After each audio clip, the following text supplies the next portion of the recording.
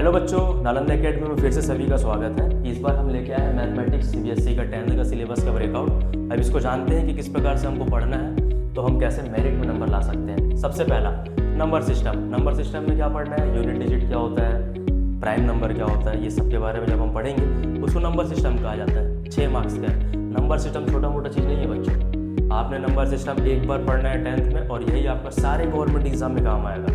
UPSC का exam हो, कोई भी स्टेट पीसीएस के एग्जाम हो, एसएससी रेलवे जैसे एग्जाम में नंबर सिस्टम के भरपूर क्वेश्चन आते हैं। तो ये तो आपका बेसिक्स हो गया, जो कि आपको आगे लेवल की तैयारी करवाएगा। उसके बाद आता है आपका एलजेब्रा। एलजेब्रा में क्या पढ़ना होता है, एक्स वाई की वैल्यू फाइंड आउट करना, वेरिएबल, कांस्टेंट, पॉलिनोमियल्स के बारे में पढ़ना, लीनियर इक्वेशन।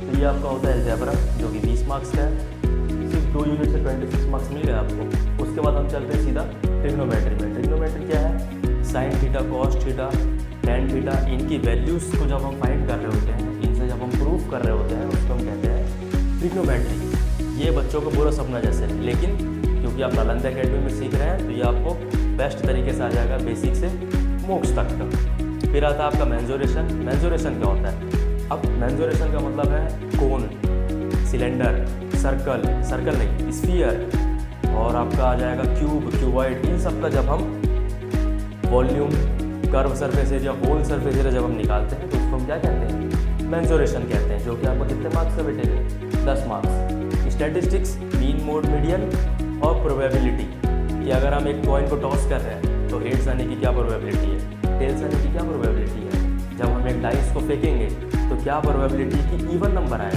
2, 4, 6, क्या प्रोबेबिलिटी की ऑड नंबर आए, 1, 3, 5, ये हम जानेंगे इसमें।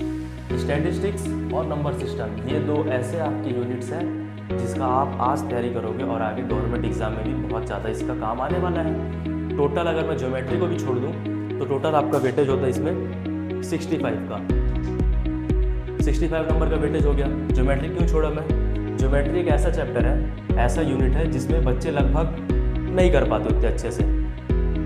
रही बात कोऑर्डिनेट ज्योमेट्री की, कोऑर्डिनेट ज्योमेट्री में कुछ नहीं है, कोऑर्डिनेट के बारे में जानना है, एक्स कोऑर्डिनेट, वाई कोऑर्डिनेट वगैरह। इनको करने पर 65 मिल जाएगा आराम से कोई भी बच्चा यहाँ से। ये 65 क्या है, डिस्टिंक्शन का मार्क्स होता है।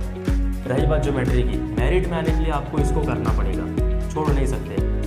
अगर हम इस 15 में से 10 से 12 का भी कर लेते हैं तो आराम से हम 80 आउट ऑफ 75 में खेल रहे हैं। और 75 क्या है, one of the best marks in the mathematics.